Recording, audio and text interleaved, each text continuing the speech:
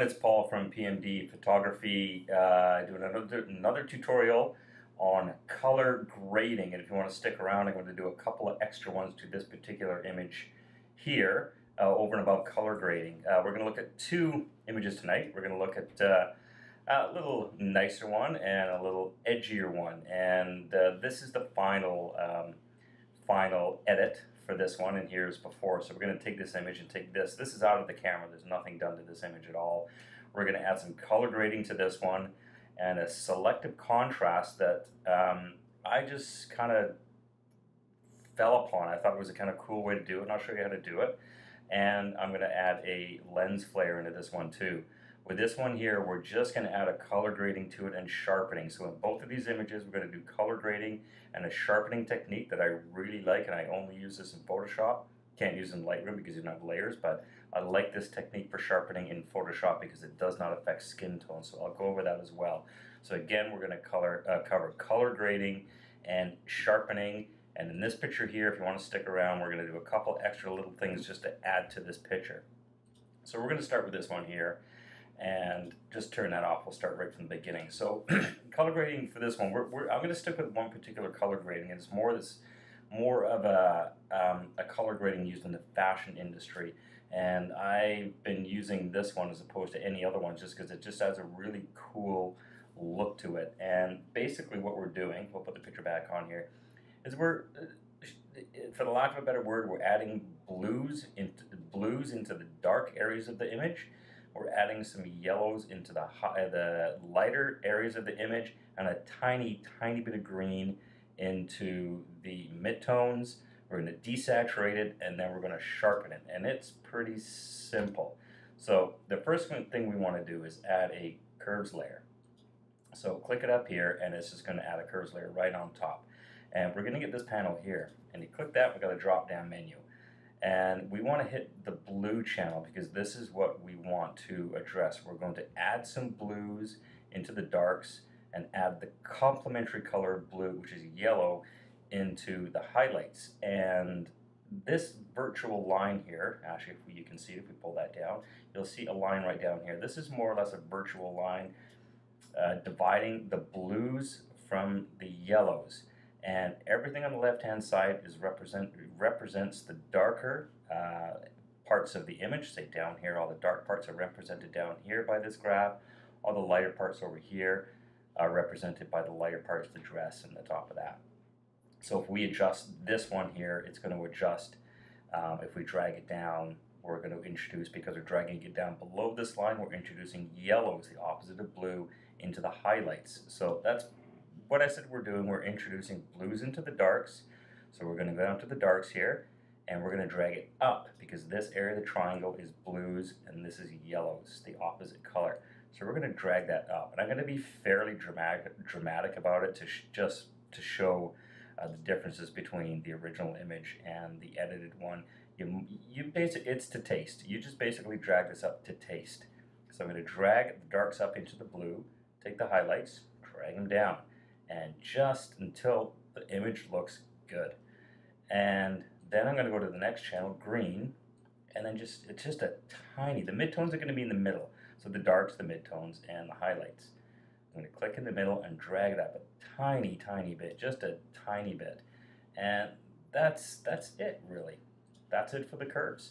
And then I add a hue and saturation layer and drag the saturation to about minus 30 something, or whatever you might think is right. You might like a little more saturation in than that. So for lack of a better word, that's it. This is an already edited image. Actually, let's just hold the Option key down here. This is an edited image I did for a wedding last year, and there's just a little bit of vignetting, not really much to it, but I'm adding color grading to an edited image. Oops. So now I want to sharpen it. So what I want to do is flatten this image into one. Oh, let's put this one up here, into one layer, which merges all these. I can merge visible, but the problem with merge visible is it collapses everything, and I don't really want to do that. If I want to save this as a PSD, I always want my original background layer. So there's a way to actually combine all these layers onto a layer created on the top that doesn't destroy these. And I go Shift Option Command E, but if you hold down the Option or Alt on a PC, you hold down the Option key, you hit, I've got to find it here because I never use the drop-down menus. As you've got the Option held down, scroll down to Merge Visible Layer with your finger held down on Option or Alt if you're on a PC, and click it. And then what it will do is it will create a layer on top and keep these intact here. So this is going to be a sharpening layer, so we're going to call it sharpening. And what do you want to do here? And this is another technique. I learned this one a number of years ago, and I've been using it ever since. So we've got this merged layer up on top. You want to go to Filter, go down to Other, and High Pass. And it's going to make the picture look terrible. What you want to do is drag, let's find her face, because we want to not add sharpening properties to skin. It's what we want to avoid. So you want to take the slider until you can see an outline of portions you want sharpened. What you see contrasted here is going to be sharpened, and what is a dull gray is not going to be sharpened. So I'm going to exaggerate it a tiny bit so you can see the difference. There's a little bit of grain in there that I wouldn't normally have in there, but for illustration purposes, for sure, we're going to do that. I'm going to keep it at 4.1. I'm going to hit OK. And you are going to go to the blending modes here and just change it to soft light. That's it. That's all you do. We're going to zoom in and I'll show you the difference between the two. I'm going to slow computer here. Let's just have it at a, okay, there we go. You can't really tell until you turn it off and on again. It's very subtle. You can see in the hair up here, but what you can't see is any discoloration, or sorry, sharpening in the skin, which you do not want. If you do filter, sharpen, unsharp mask, I find that it's not as selective as this method here, and it's an extra step, but if you're doing a picture that's for a client, you're going to want to do this. And I can highlight all these, Shift and highlight them all. I go Command or Control G to group them, and I can turn the effect off and on.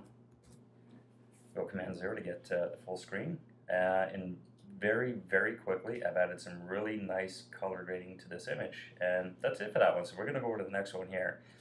And I'm going to quickly go through the color grading on this one because it's identical to the last one, but there's a couple extra steps which I'm going to show you. So we're going to start out with the curves layer, which I always start out with, and I'm going to go down to blue again, and I'm going to crank this up. I'm going to crank, we're adding blues into the dark areas in here. Because I used a blue gel in here, it really has a nice cold sort of feeling to the image. I'm going to take the highlight, drag them down, because remember this is yellow down here, the opposite of blue up on this section of the graph here. I'm going to exaggerate it a little bit. And I'm going to go to the greens. I'm going to drag the midtones a tiny bit up. If you go the opposite way, you've got magenta in there.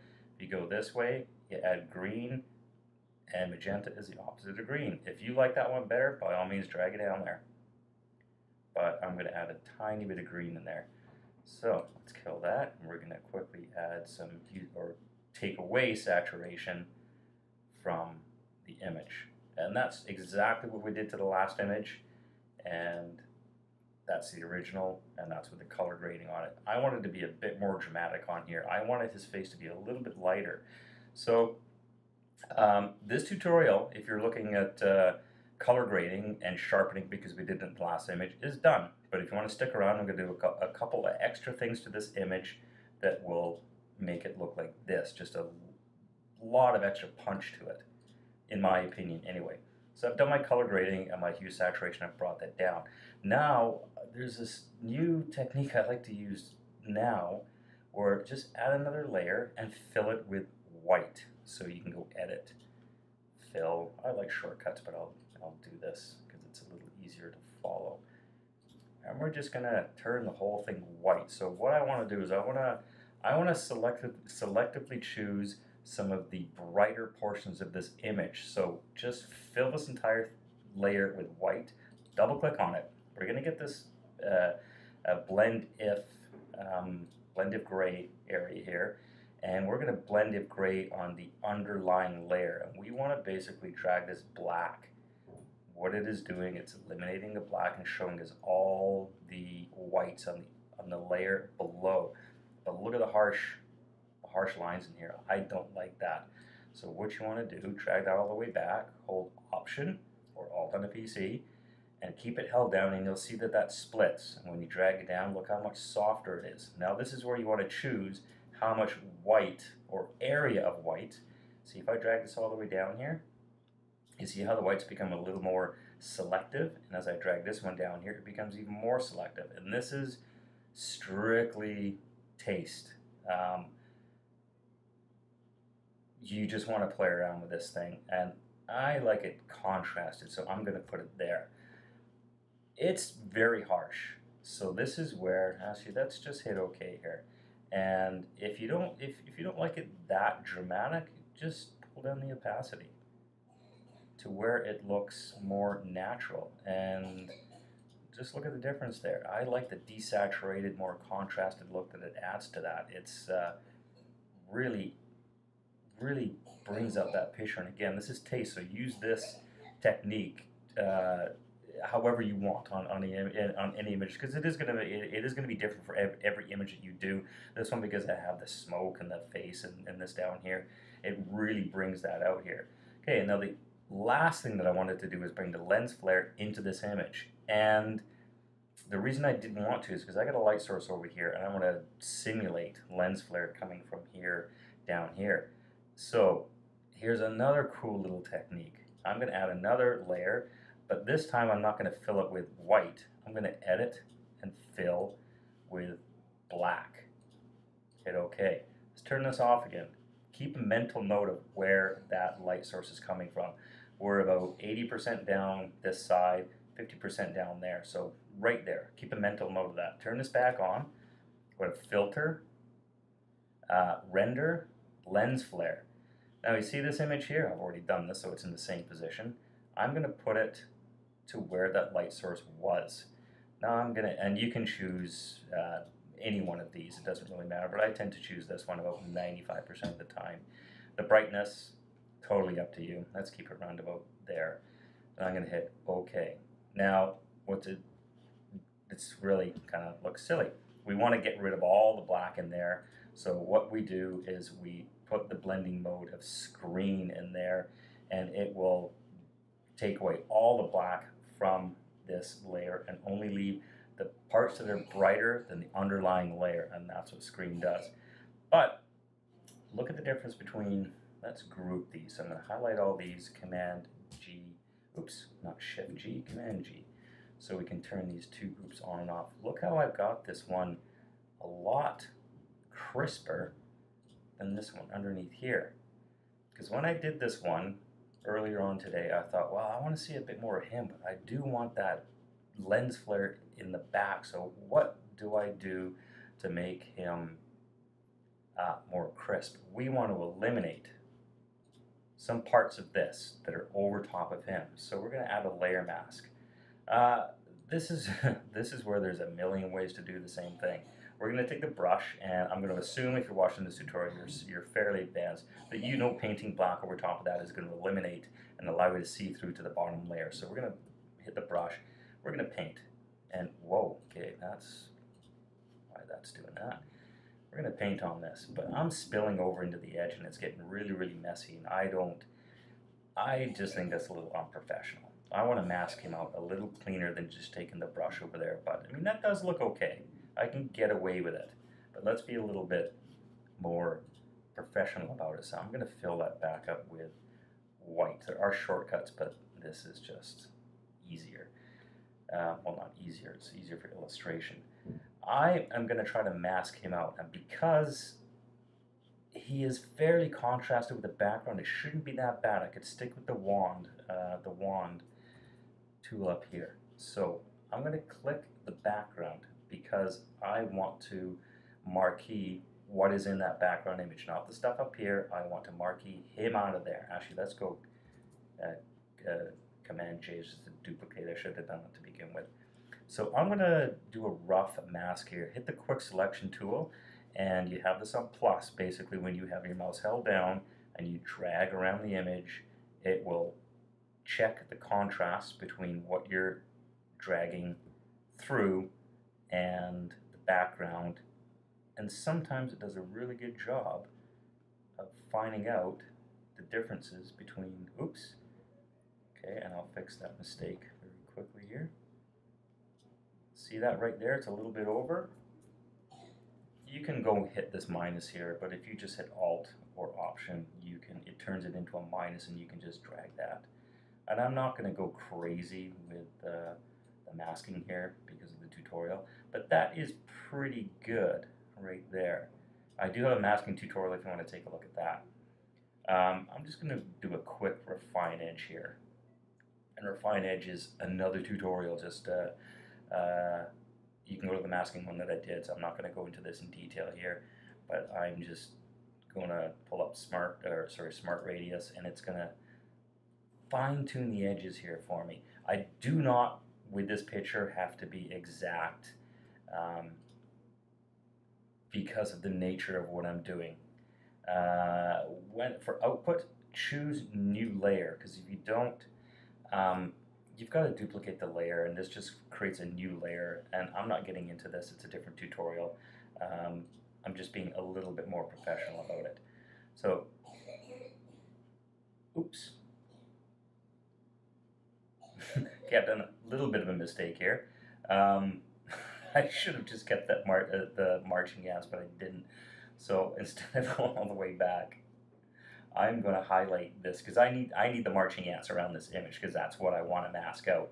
But I have gone and created a different layer. So actually, this is probably another good opportunity to just show, I wouldn't say a mistake, but I've just taken a bit of a different path. I needed to mask out him from the background. I've gone and duplicated the layer. So you'd think, okay, now I got to go start all over, and this is a great opportunity to show you something else here. I want to get those marching ants around here again, but I've gone and created a duplicate layer here, and if we turn everything off here, all we're going to see is that. So how do we marquee around that again without taking the wand key and going all the way around it? Hold down your command button, click on the image, it creates that marching ants. So let's turn everything back on here again. Okay, so why did we do that? Why do we mask around him? Because I do not want this part of the layer to overlay over top of him, so I want to take it away. So remember we were here before with the paintbrush, and we're painting in there, we're trying to get around the edges and do it real nice. Well, we don't have to here. Basically, we've selected him, and all I have to do is turn that black on the layer mask, turn that black. So I can go edit, fill. So instead of using the paintbrush, I've marqueed around him, and I'm just going to go black, and there we go. Command or Control D to get rid of the marching ants. And look how it nicely takes that away. So that effect is just behind them. We can, if we turn the opacity down, oops, sorry. If you want a little bit of it to kind of infringe around him, paint it. You can be a little sloppy here. So let's click on the layer mask, and let's go to brush, hit B, and let's flip these two around by hitting X. And I'm going to turn the opacity down, and I'm just going to kind of go over the edge of him, just so it's not too obvious that it's a masked image. So just go around the edge. I'm feathering around it. We could have done that other ways too. We could have done that in Refine Mask and put a feather on it, but let's just do it this way. Okay.